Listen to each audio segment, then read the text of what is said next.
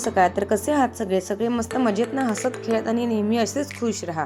So welcome back to Swara blogs. तर आज आहे दिव्यांश म्हणजे माझ्या बेस्ट फ्रेंडच्या मुलाचा बर्थडे.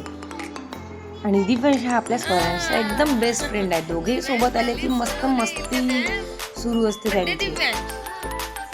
असं कर सर्च.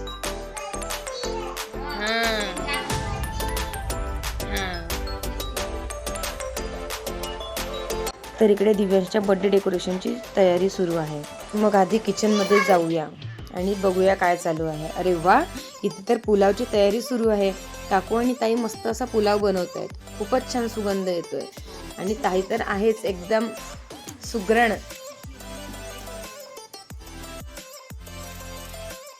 आमचा स्वरू रेडी झालाय. स्वरू कुठे चालला बेटा तू? काय आहे दिव्यांशचं? Happy birthday. मग तू कसा म्हणशील त्याला? कसं म्हणशील तू?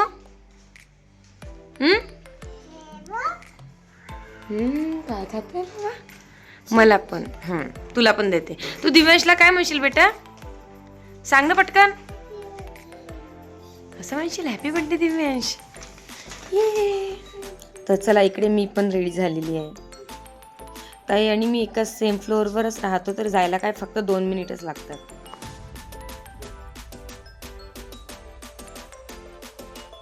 तर इकडे मी आता बर्थडे गिफ्टवर नाव टाकते.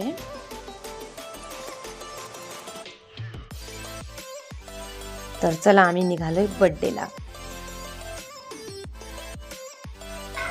आणि ताई इकडे वाटच बघत होती. सगळे मस्त बर्थडेला पोहोचले आहेत आणि मुलांची फुल ऑन एन्जॉयमेंट सुरू आहे. सगळीकडे हसणं खेळणं आणि धमालच धमाल.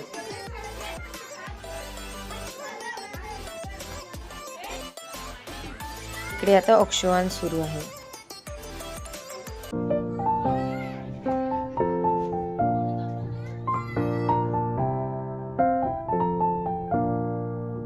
चला, तर मग आता सेलिब्रेशन तर झालंय. आता प्लेट्स रेडी आहेत. तर बघूया काय आहे. पावभाजी, पुलाव आणि केक सगळंच खूप टेस्टी होतं, मस्त. आणि इकडे बघा स्वरांश कसा गिफ्ट देतो आणि फोटो घेतपर्यंत थांबला तो छान.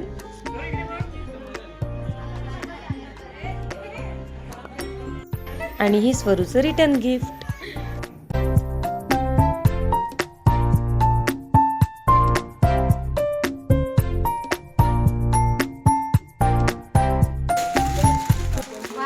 आणि आता इथे क्यूट म्हणून स्वरांशने दिलेलं बर्थडे गिफ्ट दिव्यांशने ओपन केलं.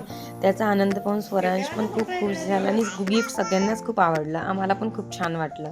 अशा प्रकारे हा बर्थडे दिवस खूप छान गेला, हसत खेळत आणि आठवणी बनवत. आता आम्ही घरी आलो आहोत आणि इकडे स्वरांशची मस्ती अजूनही सुरूच आहे. दिवसभर पार्टी करूनही एनर्जी कमी होत नाही.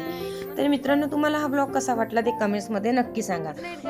ब्लॉग आवडला असेल तर लाईक करा, शेअर करा आणि स्वरा ब्लॉग्सला सबस्क्राईब करायला विसरू नका. आणि बेल आयकॉन पण प्रेस करा म्हणजे पुढचे व्लॉग लगेच मिळतील. तर पुन्हा भेटूया नेक्स्ट व्लॉगमध्ये. तोपर्यंत हसत राहा, खुश राहा. Bye bye, take care. Good night guys.